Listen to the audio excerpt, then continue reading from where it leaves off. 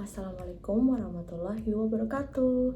Perkenalkan, nama saya Insani Juniarti. Saya adalah peserta Latsar CPNS Kabupaten Lombok Barat tahun 2021, angkatan 31 kelompok 4. Pada kesempatan kali ini, saya akan memaparkan tentang aneka.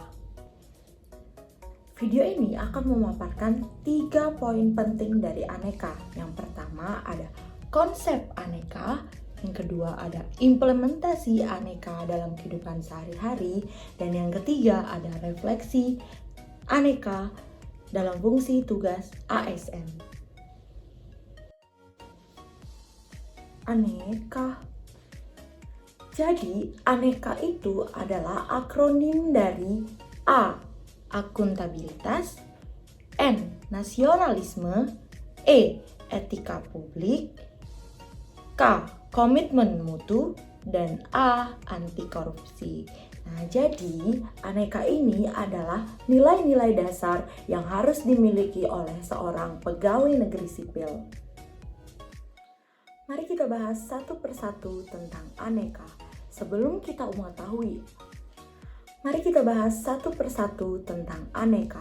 Sebelum kita mengetahui bagaimana cara mengimplementasikan aneka, kita harus mengetahui terlebih dahulu konsep dari masing-masing aneka tersebut. Yang pertama, akuntabilitas. Akuntabilitas adalah kewajiban seorang individu untuk bertanggung jawab memenuhi tugasnya. Yang kedua, ada nasionalisme.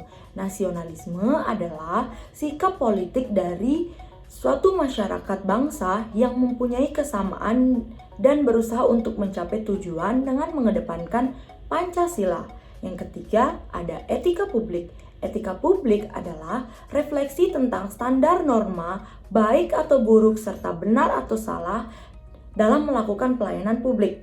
Yang keempat, ada komitmen mutu. Komitmen mutu adalah perilaku seseorang untuk memberikan pelayanan sesuai dengan standar operasional yang berlaku. Dan yang kelima, ada anti korupsi, yang berarti bahwa perilaku yang ditunjukkan oleh seseorang untuk menghindari perilaku korupsi.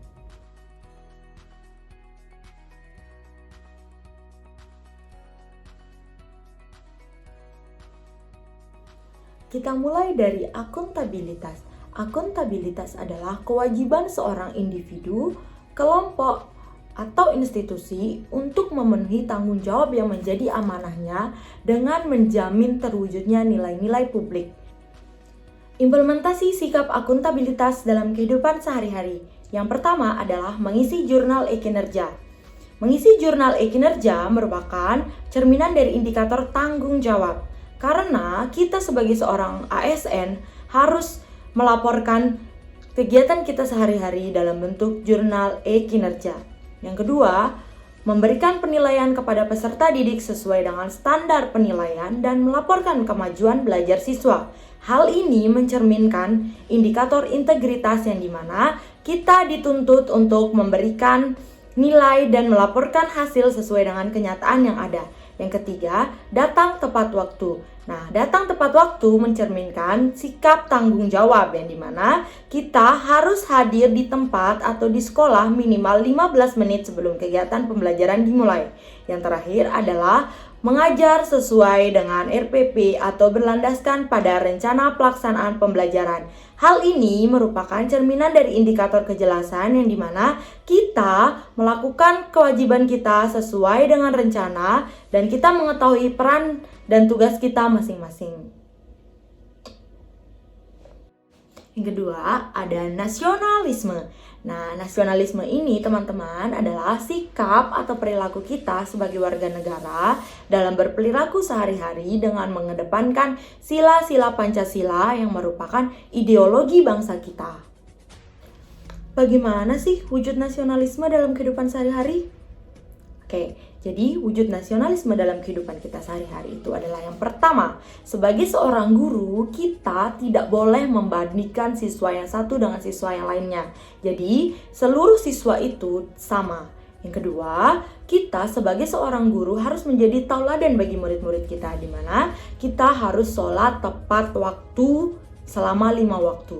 Yang ketiga, ada bergotong royong. Dan yang keempat ada diskusi. Wujud nasionalisme selanjutnya adalah melakukan upacara bendera, yang dimana upacara bendera ini kita lakukan untuk menghormati jasa para pahlawan yang telah memperjuangkan kemerdekaan kita. Selanjutnya ada sikap tolong-menolong, yang dimana kita sebagai makhluk sosial itu pasti membutuhkan orang lain. Oleh sebab itu, kita juga harus selalu membantu orang lain, khususnya teman bekerja. Kemudian ada rapat dengan orang tua siswa. Nah, rapat dengan orang tua siswa ini mencerminkan sila keempat dari Pancasila, yang dimana kita melakukan diskusi dengan orang tua siswa, menjalin komunikasi yang baik dengan orang tua siswa. Selanjutnya ada etika publik. Etika publik adalah cara kita berperilaku sesuai dengan standar norma yang telah ditentukan. Ketika kita memberikan pelayanan dengan benar, maka responnya akan baik. Tapi ketika kita memberikan pelayanan yang salah, maka responnya juga tentu akan buruk.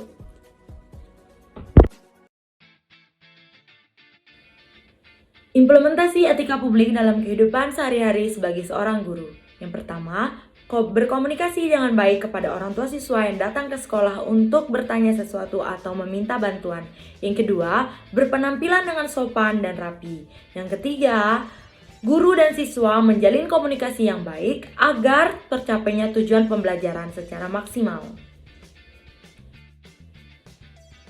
Selanjutnya adalah komitmen mutu. Komitmen mutu adalah bagaimana kita berjanji pada diri kita untuk memberikan pelayanan kepada publik sesuai dengan standar yang berlaku.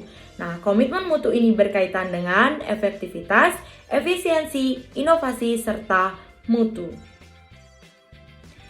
Implementasi sikap komitmen mutu dalam kehidupan sehari-hari sebagai seorang guru. Contohnya adalah yang pertama, mencapai target sesuai dengan tujuan yang telah ditetapkan. Yang kedua, melakukan refleksi pembelajaran guna mengetahui dan menilai sejauh mana tingkat keberhasilan pembelajaran. Yang ketiga, berinovasi dalam melakukan pembelajaran, yaitu penggunaan media yang beragam, strategi yang beragam, dan juga teknologi-teknologi yang ada. Selanjutnya adalah anti korupsi. Anti korupsi merupakan tindakan yang diambil oleh seseorang untuk menjauhi sikap kebohongan yang nantinya akan berdampak kepada kelompok. Implementasi sikap anti korupsi dalam kehidupan sehari-hari sebagai seorang guru. Yang pertama, tidak melakukan pemungutan uang secara liar seperti uang pengambilan ijazah. Yang kedua, transparansi dalam memberikan atau menentukan kelulusan siswa. Kemudian yang ketiga adalah memberikan nilai kepada siswa secara objektif, bukan subjektif. Jadi sebagai seorang guru kita harus selalu memperlakukan perilaku adil, jujur agar terhindar dari sikap korupsi. Mari kita kaitkan antara tugas ASN dengan aneka. Seperti yang telah kita ketahui, tugas ASN itu ada 3. Yang pertama, sebagai pelayan publik, pelaksana kebijakan publik, serta sebagai perekat dan pemersatu bangsa. Bagaimana kaitan antara tugas ASN yang 3 ini dengan aneka?